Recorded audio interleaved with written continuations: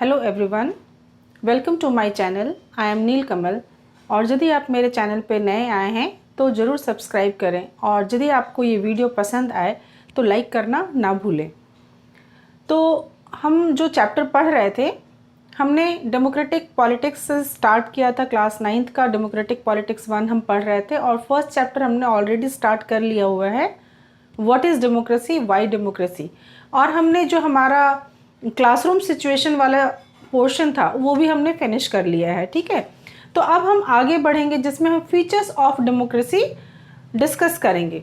But before we proceed, we will see the simple definition. That simple definition that day also we discussed, but that day we discussed the simple definition just to differentiate it with the other kind of or other form of government like monarchy, dictatorship or any other form of government. But today we will discuss the same definition and we will try to draw some conclusion. Okay, let's see.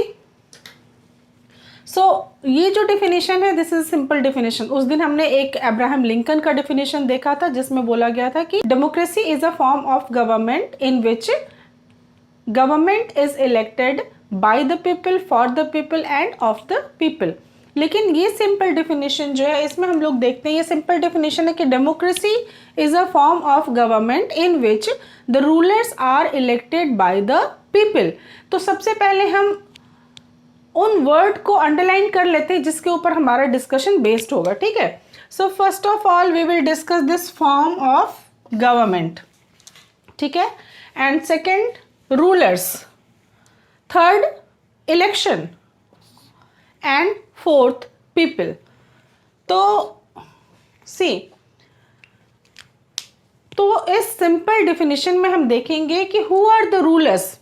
इसमें कहा गया है कि democracy is a form of government in which the rulers are elected by the people, but who are the rulers. दूसरा, what kind of election constitutes a democratic election. Third, who are the people who elect the rulers and at the same time get elected as a ruler. And the last is form of government. What kind of form of government is democracy? These four words we will discuss, and based on that we will draw some conclusion. That conclusion will be the features of government. So we can say that this simple definition is going to help us in getting the features of democracy, right? देखिए, इस class 9th में मैंने जैसा कि पहले भी बताया था कि क्लास 8 की चीज़ें ही हैं, बस उसको एक एग्जाम्पल के साथ जोड़ के उस कॉन्सेप्ट को और भी अच्छे से क्लियर करने की कोशिश की गई है। तो जो हमारा फर्स्ट है कि major decision by elected leaders. अब डेमोक्रेटिक कंट्री में हमेशा क्या होता है कि हम अपने लीडर्स को खुद ही चुनते हैं, हम अपने रूलर्स को खुद ही चुनते हैं। और मैं इसके ऊपर एक जो फंडामेंटल चीज़ें हैं डेमोक्रेसी की, उसको मैं एक अलग वीडियो बना के सेंड करूँगी, उसको आप लोग ज़रूर से देखिएगा। बट अभी फ़िलहाल इस चैप्टर की तरफ हम लोग बढ़ते हैं। तो इसमें क्या होता है कि जो रूलर्स हैं उसे जनता चुनती है, but major decision by elected rulers. इसमें हम एग्जाम्पल लेंगे पाकिस्तान का। देखिए, डेमोक्रेसी के 4 फीचर्स हम इसमें डिस्कस करेंगे। ठीक है, उन 4 फीचर्स को किसी न किसी कंट्री के एग्जाम्पल से समझने की कोशिश करेंगे, और लास्ट में हम देखेंगे कि ठीक है, पहले हम उस कंट्री का जो भी पॉलिटिकल सिचुएशन है उसको समझेंगे, उस पॉलिटिकल सिचुएशन के ऊपर बेस्ड होके हम कंक्लूजन ड्रॉ करेंगे, और वो जो कंक्लूजन होगा that will be our feature of democracy. तो इसको समझना बहुत ही जरूरी है। तो हम सबसे पहले चलते हैं। अब देखिए, फॉर्म ऑफ गवर्नमेंट में हम डेमोक्रेसी जो फॉर्म ऑफ गवर्नमेंट है, इसमें हम क्या है, पीपल जो सबसे इम्पॉर्टेंट है। और क्यों इम्पॉर्टेंट है? क्योंकि हम अपनी मर्जी से अपने रूलर को चुनते हैं। इनफैक्ट यदि दूसरे शब्दों में कहें तो हम खुद ही रूलर के थ्रू रूल करते हैं। यानी जो डिसीजन मेकिंग पावर है वो कहाँ रेस्ट करता है, वो हमारे द्वारा चुने हुए रिप्रेजेंटेटिव में रेस्ट करना चाहिए, तभी हम उसे डेमोक्रेसी कह सकते हैं। So today we will learn features of democracy. To understand features of democracy, we will apply inductive method. Inductive method क्या है? जैसा कि मैंने आपको बोला कि first we will see political condition of any country. तो हम किसी भी country का political condition देखेंगे और based on that we will draw some conclusion. तो first we see the example, then हम उसको generalize करेंगे. तो ये जो method है ये inductive method कहलाता है. इसी तरह से हम हमारे जो चार फीचर्स हैं उसको डिस्कस करेंगे. हर फीचर को समझने के लिए हम किसी न किसी कंट्री का एग्जाम्पल लेंगे, वहाँ के पॉलिटिकल सिचुएशन को देखेंगे और लास्ट में कंक्लूजन ड्रॉ करेंगे और वही हमारा फीचर ऑफ डेमोक्रेसी होगा. ठीक है. तो जो हमारा फर्स्ट फीचर है उसमें हम पाकिस्तान का एग्जाम्पल लेते हैं.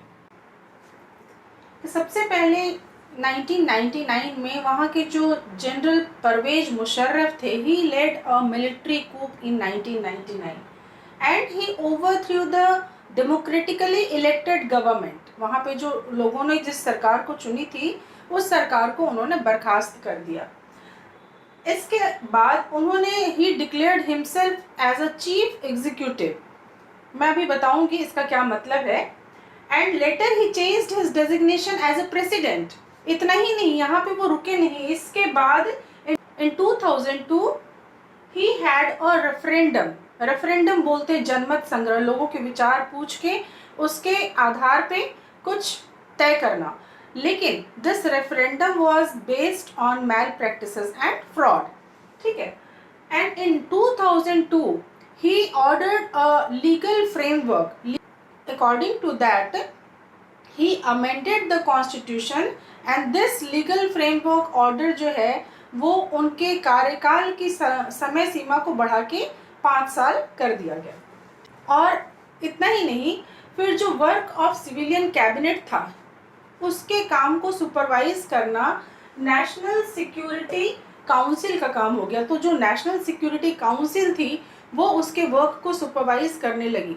इसको यदि हम थोड़ा समझने के लिए समझें तो इस तरह से समझ सकते हैं कि मान लीजिए हम लोगों ने अपने पीएम को चुना है, हम सब ने मिलके मेजॉरिटी से अपने पीएम को चुना है, बट सेना का कोई अधिकारी आके, सेना का कोई जनरल आके उन्हें गन पॉइंट पे लेके और तब शासन पे कब्जा कायम कर ले और खुद को एग्जीक्यूटिव बताए. तो इसको कुछ इस तरह से समझते हैं कि हम लोगों ने जिन्हें मेजॉरिटी के साथ चुना है हमारे पीएम को, तो लेकिन शासन सेना का कोई अधिकारी आके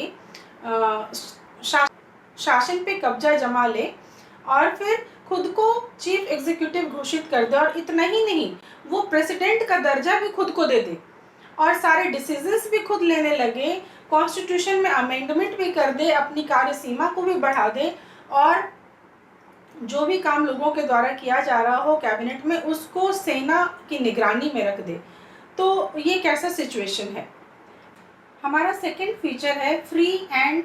सेकंड फीचर को समझने के लिए हमें 2 देशों के एग्जाम्पल को देखना होगा. फर्स्ट है चाइना और सेकंड है मेक्सिको. तो पहले चाइना में क्या पॉलिटिकल कंडीशन था और कैसा किया जाता तो वो देखेंगे हम, और उसके बाद मेक्सिको की तरफ बढ़ेंगे. तो चाइना में देखिए, हमने ये देखा कि ठीक है, हमने जो सिंपल डेफिनेशन देखा था उसमें हमने बोला कि इलेक्शन होते हैं, लेकिन किस तरह के इलेक्शन होते हैं जिसको कि हम डेमोक्रेटिक इलेक्शन कह सकते हैं. तो इसमें आप देखेंगे कि यहाँ पे every after 5 year elections were held regularly. लेकिन इसमें चुनी कौन सी सरकार जाती थी, ये ध्यान दीजिए कि इसमें जो नेशनल पीपल्स कांग्रेस थे, जो इसके मेंबर्स होते थे, या फिर ये जो नेशनल पीपल्स कांग्रेस थी, ये वहाँ के प्रेसिडेंट को अपॉइंट करती थी.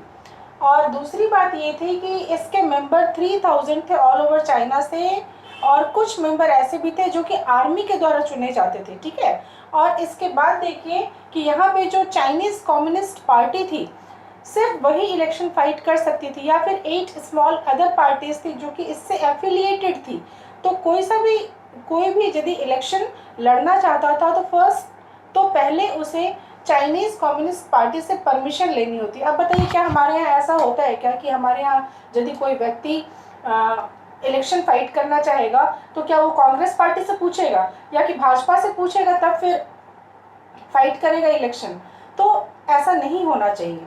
ठीक इसी तरह से जब हम मेक्सिको का एग्जाम्पल देखें तो वहाँ भी प्रेसिडेंट को चुनने के लिए हर 6 साल के बाद इलेक्शन होते थे, बट इसमें क्या था, वहाँ पे कभी कोई मिलिट्री रूल नहीं रहा। बट अंटिल 2002 PRI जो कि वहाँ की रिवोल्यूशनरी पार्टी थी, सिर्फ और सिर्फ वही जीतती थी, उसके अलावा कोई नहीं जीतती थी। बिकॉज जो ऑपोजिशन के जो लीडर थे जो इलेक्शन फाइट करते थे, they never manage to win.